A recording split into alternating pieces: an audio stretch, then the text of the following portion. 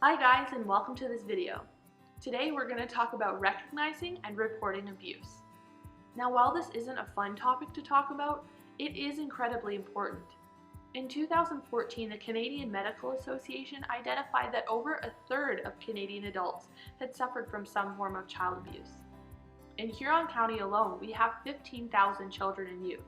So right there's a possibility of dealing with 5,000 people who have suffered from some form of child abuse.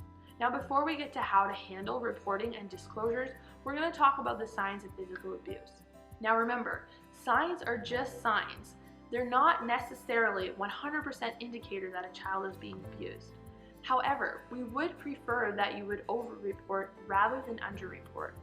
Make sure you notify any signs of abuse to your leader as soon as you possibly can. There's 4 different kinds of abuse that we should identify: physical abuse, sexual abuse, emotional abuse, and neglect.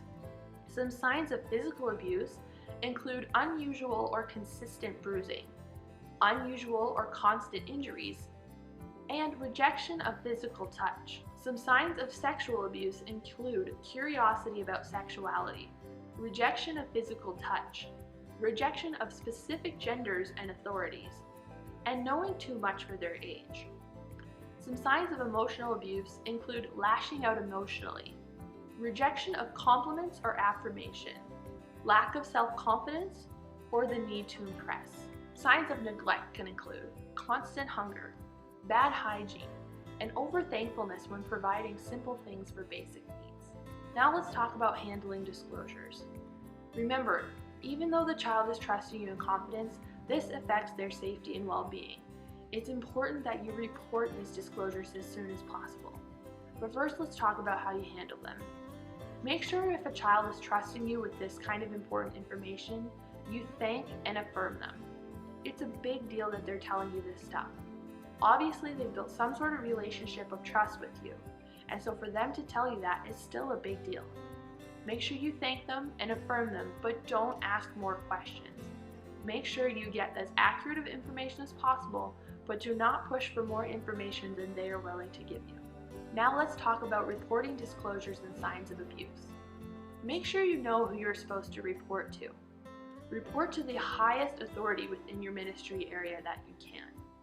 Make sure you report it as quickly as possible.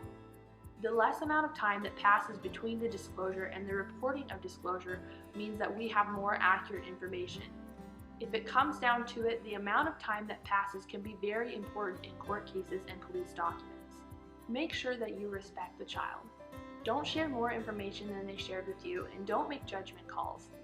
Be judgment-free when sharing their information. You can understand now why we keep the records that we do. These records can come in very handy if an incident ever does get to the point that authorities are involved. This is why it is so important that you report disclosures and signs of abuse quickly, accurately, and judgment-free. Thanks for watching this video.